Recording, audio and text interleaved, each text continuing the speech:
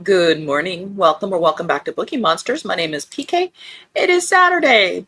Bonus! We're here to look at the rest of the cozy mysteries that were published this week because there were so many of them, which is a good thing, that we had an extra day. So, welcome to the weekend. Cajun says, morning everyone. Hello! Got rent paid. Yay. They don't put it on the portal until the 1st. Grr. I like to pay earlier and we can't anymore. Shoot. That may be the extent of my being responsible today. I think that is plenty. You are free to go about your day. How? I don't even try to understand it. But it is Saturday. Keo is walked, and I've got my cup of coffee, and so that responsibility is done for the day. Not the coffee part, the Keo part. And he has his first of the meds that have to go in right away, so that is good. Let that settle in his insides before doing more. It is the coolest of the day today. It's going to be another blasted hot day. They were saying 106. Let's see what they're saying now.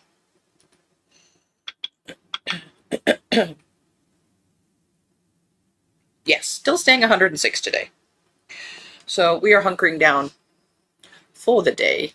Kim says, good morning. Good morning. Good to see you. Oops, jumped. And Amy says, good morning, PK and Cajun. Good morning to ya. And Cajun says, morning to Kim and Amy. All right. Well, let's look at the rest of the cozy mysteries. And yes, we do have sprints this afternoon at 3 p.m. Eastern Time, 1 p.m. Eastern, my time. We stopped on that manly pink color, Deadly Sweet, so we're on to some more cupcakes here.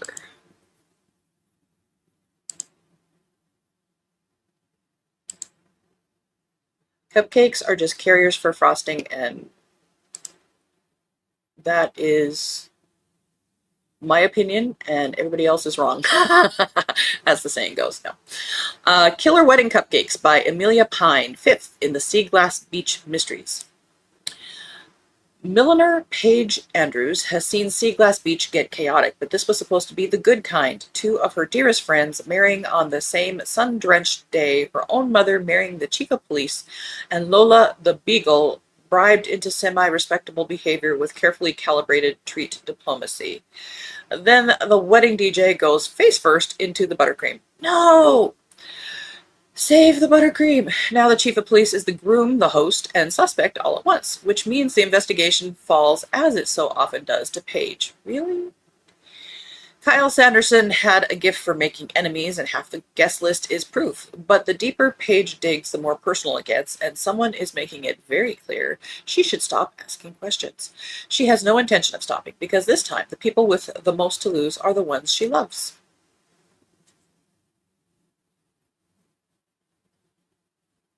Oh, it says you can read this out of order. Not that we would, but you can.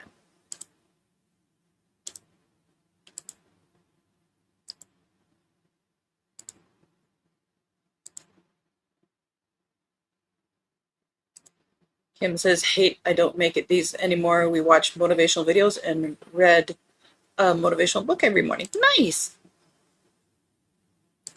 Well, that's kind of more important. And you can watch it on replay. If you want to. Murder on the Seine by Olivia Rose. Lady Elizabeth, doesn't say what order in the books, sorry. Lady Elizabeth's last-minute invitation to Paris promises nothing more than embassy receptions and catching up with her childhood best friend Clemmy Sterling née Mayfield. But Jonathan Ashcroft's unexpected presence and his decidedly furtive behavior sets her instincts on high alert. Following him through the Parisian streets in the dead of night, Elizabeth witnesses a clandestine meeting on Pont Neuf, which ends in gunshots and Jonathan plunging into the murky waters of the Seine. When the official story doesn't add up and Clemmy's husband Oliver stonewalls her at every turn, Elizabeth begins to suspect the Seine-side slayings isn't quite what it seems. Caught between loyalty to her oldest friend and a web of lies that reaches into the highest echelons of British intelligence, Elizabeth must unmask the killer before they strike again. But in the shadowy world of Parisian politics, will she checkmate a master manipulator or fall victim to their coup de grace? Well, end of that row. And the cover says, yes, I'm investigating a murder beside the side of the river, but I'm going to strike a pose. Boom. A Case of Stage Fright by J.C. Williams, third in the Quinn Flitcroft Mysteries.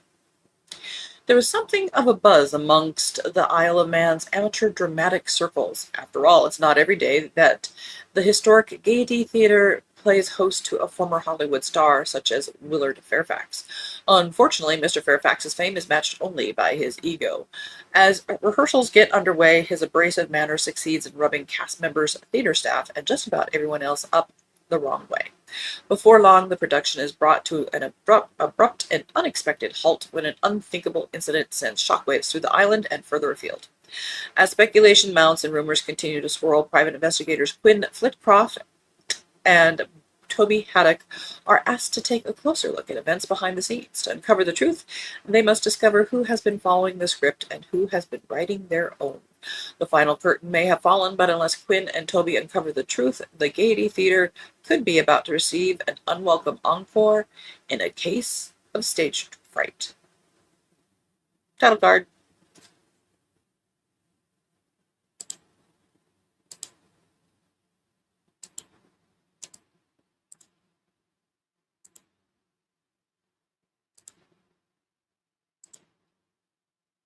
Kim says, those books, Olivia Rose, look good. Okay. Cages says, oh, that Quinn Flitcroft series may be good, putting it on my possibles list.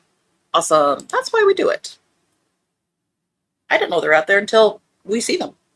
And then it's like, oh, let's investigate further.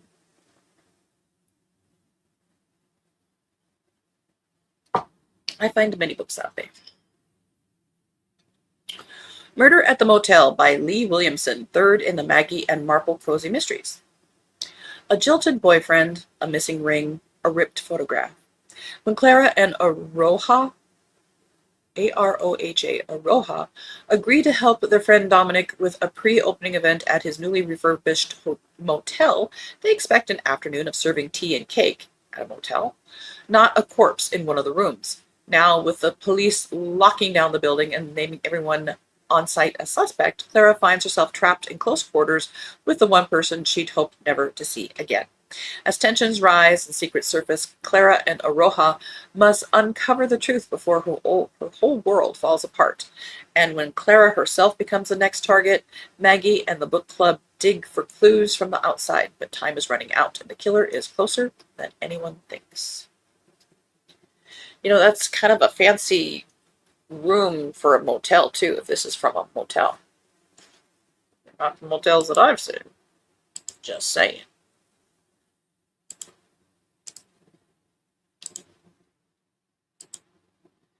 And here's a green that'll wake you up and slap you in the face. That is a bright green.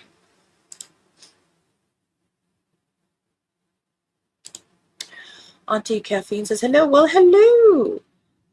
Just got recommended to you by YouTube. Well, welcome in. And Cajun says, hello and welcome. And she says, thank you. Everyone here a reader, a writer, or both? All of the above and then some. On mornings, Monday, Wednesday, and Friday typically, but today is a bonus day, we look at the new releases being published this week in mysteries, both cozy and the darker side. And then I do reading sprints also on Tuesday and Thursday evenings at 8 p.m. Eastern, each for 2 hours. And then this afternoon, Saturday afternoons at 3 p.m. Eastern time. And that one goes for 5 hours. So come pop in anytime. Do you want to share your name or would you like us to call you Auntie?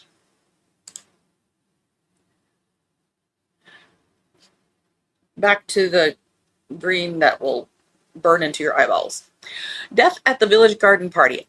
Green's my favorite color. This is a lot in the morning. By Debbie Young, fourth in the Cotswolds Curiosity Shop Mysteries. Alice Carroll is happily settled in the Cotswolds village of Little Pride, running her beloved curiosity shop and cautiously planning the next chapter with her partner, Robert.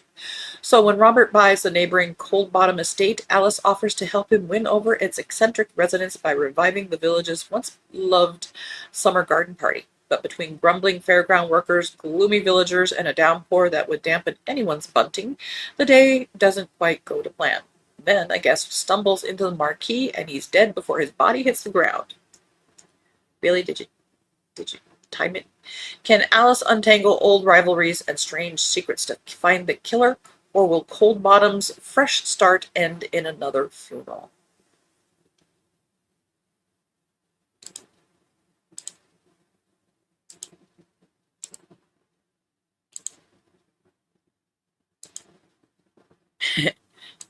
This cover was looking at that bright green with great disdain. My Lady Disdain.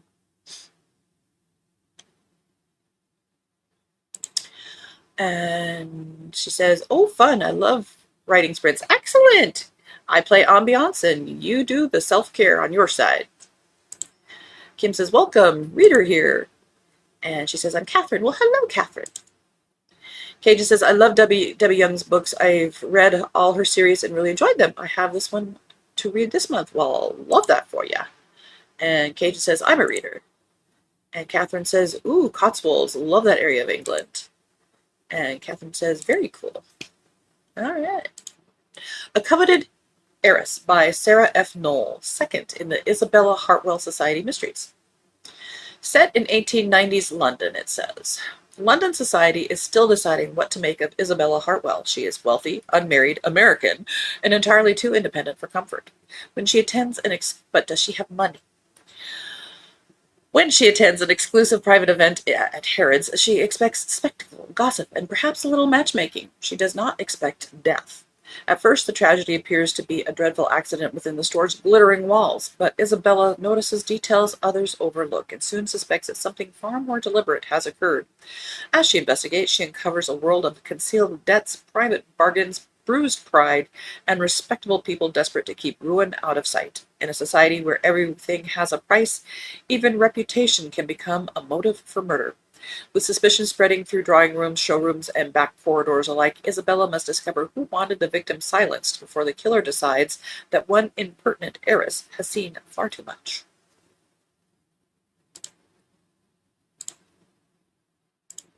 End of that row.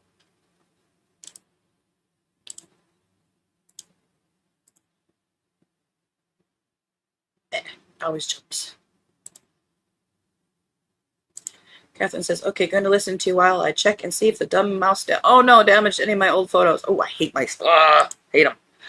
And says, I've got a mouse infestation I'm working on getting rid of, trying humane stuff like noise things first. No, just get rid of them. Get rid of them. I hate them. Kim says, oh no, Catherine. Ugh. Catherine says, Amy. Love that, Amy.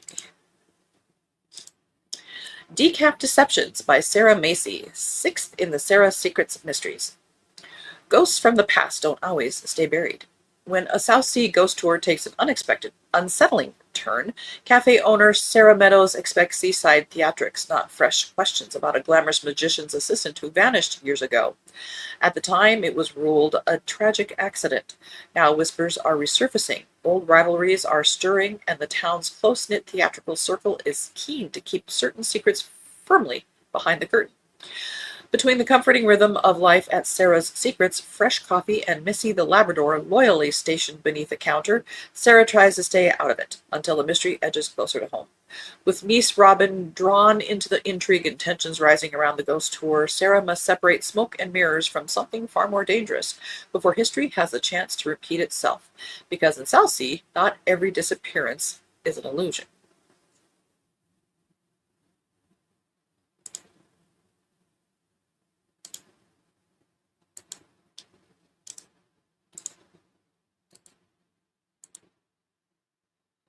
High Court by S.E. Biglow, 10th in the Brookhaven Cozy Mysteries. Will the real Darcy Ingram please stand up? Change is on Darcy's mind as summer turns to autumn in Brookhaven once more. Firmly a part of the Brookhaven community, Darcy longs to make a more permanent change. And with her relationship with Maggie headed full steam ahead towards longevity, she's ready to take the next step, and obtain her green card. What should have been a simple interview quickly spirals out of control as the officer accuses Darcy of things she's never done, things she can't have done. And the more she protests, the more vehemently he presses her. The threat of being detained spurs Darcy to get to the bottom of what must be a mistaken identity. But when the officer winds up dead in his office, Darcy has more reason to get to the bottom of there should be an of thing there of things. Clearing her own name is only the beginning. She'll have to rely on her ever-growing magic to root out the culprit and the real intended target, because for once, she's not the only Darcy Ingram in the crosshairs.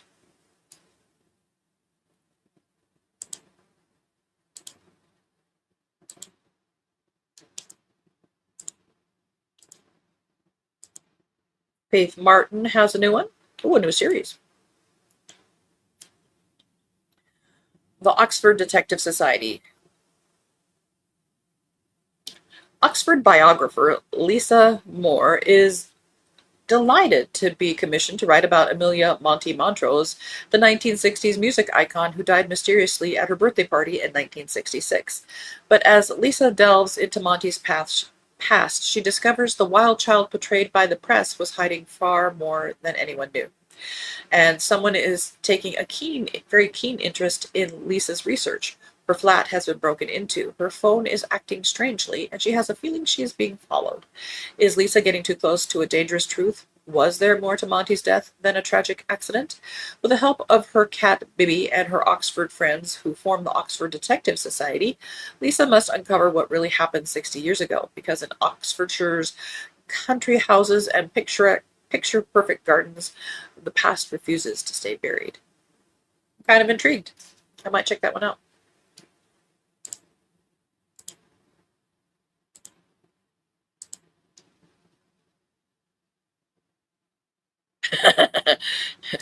Kate just says, "Oh no" to Catherine. "Good luck getting rid of them. I think I'd just move."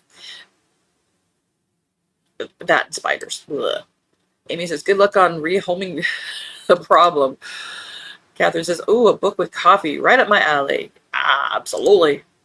We always have a cup of coffee at the beginning and ending of this show, so you'll see the one I chose for today. And Catherine says to Amy, "Thank you. I've got multiple strategies I'm working." Ugh. Mint. Mint also helps keep them away.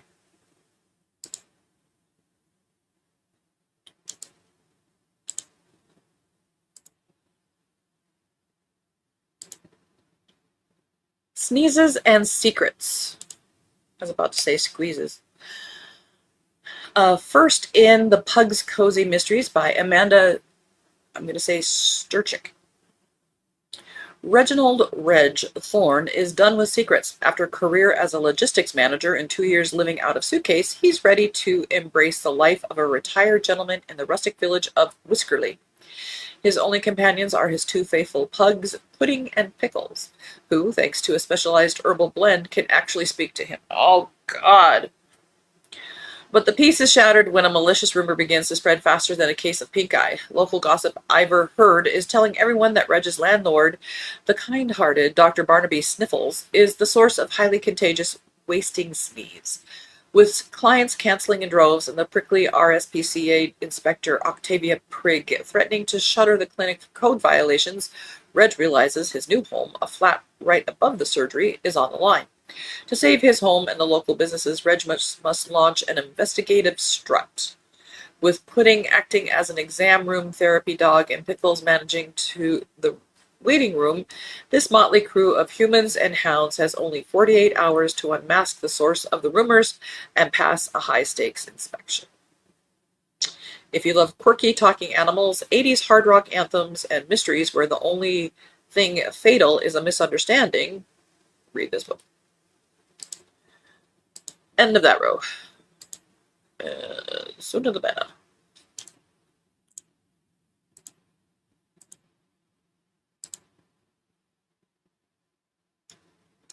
Catherine says to Cajun, is laughing, "I have way too many books to pack up and do that."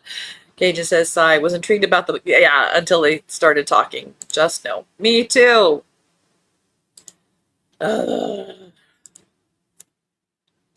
What's a Little Poaching Between Friends by Lynn Morrison. Third already in the Eddie and Tris Victorian Mysteries. I read the first one. It was okay. England, 1868. Newly engaged, Eddie Redgrave should be planning her wedding. Instead, she travels to the countryside for Lady Darby's summer house party, determined to uncover why her fiancé lied to secure her hand. When Tristan Banks Fernsby, the Duke of Rockingham, arrives asking questions of his own, Eddie finds herself under scrutiny. He has no faith in the match and every intention of uncovering the truth behind it. But when a night of misadventure ends with an abandoned cottage burning to the ground, a far more dangerous secret comes to light. Someone is running a poaching operation on Darby land, and Eddie's fiancé insists they uncover the culprit. As tensions rise between warring neighbors and the local close ranks, Eddie and Tristan are forced to dig deeper into the secrets of the people around her. They aren't just searching for the truth, they're racing to find the poacher before blame falls on the wrong person. Because if they fail, an innocent family will be ruined, along with Eddie's only chance of escaping her engagement. So it sounds like she's engaged to somebody we don't know and we don't like. Okay.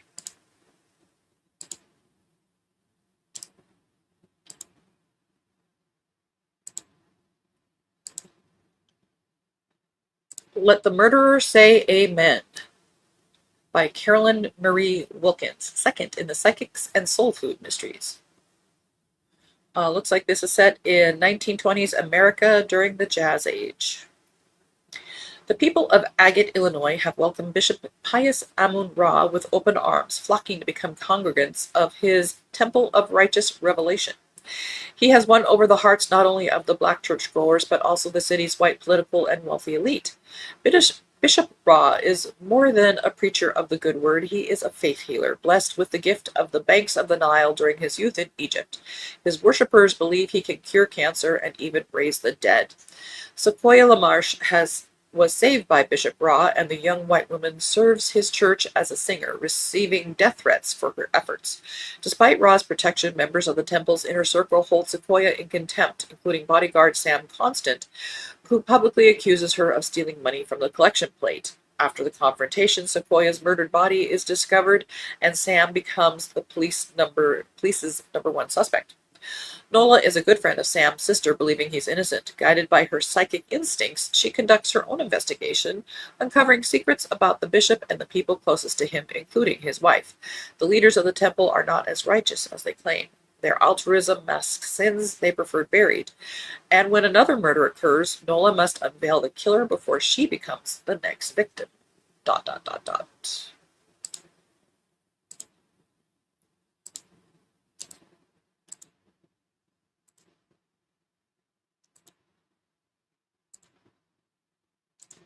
Catherine says, have you all read the Cat Who series? I love the early ones in that. Animals That Don't Talk. And Cage says, I've not read the Cat Who yet, but I should try them. You know, as I'm getting older, I am Gen X. I'm on the older end of Gen X. I am finding I'm preferring what used to be called cozy mysteries, but I guess now would be called classic mysteries, over the stuff that's being published now. Just saying. Amy says, I haven't read it yet. I think Kim has. She can verify if she'd like. Murder at First Slice by Valerie Burns, fifth in the Baker Street Mysteries. As Maddie's wedding day approaches, friends and family descend on the little town of New Bison, Michigan to celebrate, so much so that Maddie wonders if there might be another happily ever after in store for her widowed father and innkeeper Mrs. Law. Unfortunately, she also has to deal with an unhappy couple, feuding cousins Hannah and Dorothy, who haven't spoken in decades. Maddie can only hope the spectacular wedding cake crafted by her head baker doesn't wind up as ammunition in a food fight. But she doesn't have to wait long for the wedding disaster to strike. When the imperious Dorothy crashes the rehearsal dinner with several uninvited guests in tow, she starts battering everyone with constant complaints. The drama reaches reality show levels. And the next day, Dorothy is dead, with Hannah standing over the body, bloody rolling pin in hand. Nobody in town believes Miss Hannah could commit murder, but a detective newly relocated from New York doesn't know the sweet memory-challenged Hannah the way the locals do, and the evidence seems open and shut as an oven. Now with her sous chef sleuths, the Baker Street irregulars, the bride-to-be is busy digging into Dorothy's past to catch a killer before she cuts the cake. ...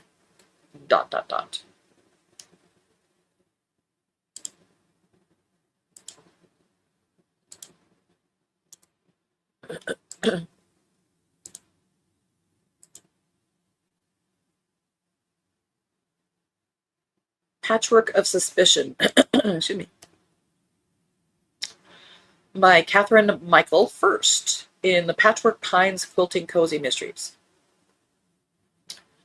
The village is a vibrant, upscale retirement community for crafty professionals with colorful pasts, where life is supposed to be peaceful, if you can ignore the gossip, the feuds, and the occasional murder.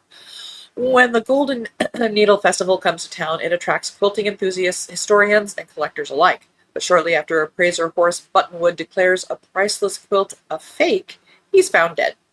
Stella Thimbleton made her career turning crime scenes into a profitable business, but to catch a killer hiding in plain sight, this retired crime scene specialist will have to become the bait.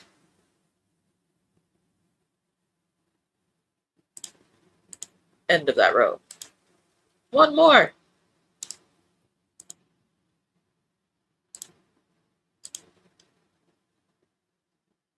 Excuse me. Dangerous Duality by Zeph Baxter, fourth in the Retirement Starship Mysteries. All right. La, la, la, la, la. The ship is drifting toward an unknown region of the Oort cloud. Hang on a second. Let's go back. 2 dead bodies, 1 murder weapon, no memory of either. Marcy Mayhem has had bad shifts before, but waking up between 2 corpses on the Fresh Start Retirement Starship is a new personal low. The ship is drifting toward an unknown region of the Oort cloud, and the passengers are already seeing things they shouldn't. Ghosts in the halls, ship going off course in the middle of nowhere, and because this is Marcy's life now, the cafe still needs running. Her terrifyingly organized boss, David Brenner, wants order. Marcy mostly wants not to be arrested. But as the Fresh Start slips deeper into space madness, Marcy realizes the murders are only part of the problem. Someone is sabotaging the ship, someone is using the chaos to hide the truth, and the evidence keeps pointing straight at her. Now Marcy has to solve a mystery of doubles, ghosts, learning about the ship's dark and secret lower decks, stop the rebels from sabotaging the ship while dealing with very picky retirees before the Fresh Start becomes a floating crime scene in the dark. Because on this retirement starship, even murder comes with complaints. And it says that you can read the books independently of the others. Well, I guess cruise ships are kind of old-fashioned now. This is now a retirement starship. That is it. We looked at all of them. Let's see. 1, 2, 3, 4, 5, 6, 7, 8, 9, 10, 44, 45 of them this week in the Cozy Mysteries. Already got that one. Haven't started reading it, but I did. It's a Kindle Unlimited, so I just put it in my library. A Murder in Bloomsbury by Magda Alexander, because I love the cover. And where was that? That was the Faith Martin. I was going to check that out. Maybe that one too. All right. So, that is it for our bonus.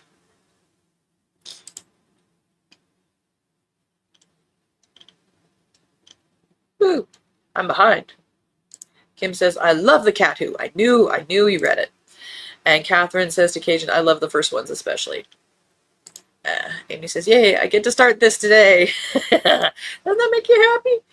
And Kim says, a friend's mother introduced me to them in the 90s. And Catherine says, doesn't Joanna Fluke have a Baker mystery series with a man character named Hannah? Don't know if it's a man. Catherine says, weird that it's a different author. Kim says, absolutely hated the last one, but other than that one, ... Cajun says, yes, the Hannah Swenson series. Catherine says to Kim, I didn't get that far, but I've read them out of order. on the Cat Who series. And says Joanna Fluke, I've read a lot more of. Starship mysteries sound fun. There are some mystery ones out there. I started one, but I had to read something else. But I love sci-fi, and when it's done well, I like sci-fi mysteries. Kate says Starship. Well, that is different. Amy says the retirement Starship sounds interesting. Give it a shot. The one that I had started, I'll show it to you here in a second. Catherine says, really? Only 45 new releases and cozy in a week? I know! That's why we had the bonus show. Catherine says, I would think there would be a lot more. 45 in a week? That's pretty good. Kate says, see y'all this afternoon. Kim says, see y'all this afternoon. And Catherine says, yeah, I like sci-fi too. Let me get to... I'll show you super duper quick. Oh, I hate that Amazon has changed the content page. Drive me nuts. Here it is. And there's already 5 books in this series. Holy moly. The Off-World Hotel and Resort by Dave Taruso. I was liking it, but I just had something else I wanted to read more. But yeah, I was liking that one. Alrighty. That is it. Maybe to see you this afternoon, everyone. All right. Well, I'm going to have my cup of coffee, have some breakfast, go back to bed. And then, yes, sprints today at 3 p.m. Eastern goes for 5 hours. Bring your own book, work on a project, be creative, etc., etc. Catherine says, ooh, I'll look that one up. Yeah. Okay, nice to meet you all. Well, I hope you come back sometime. If not this afternoon, then on another one. Appreciate you coming by this morning. Alrighty, everybody, be cool, be safe, read a book you like, and as the banner says, don't be a bookworm, be a bookie monster. Nom, nom, nom. Have a good day and God bless.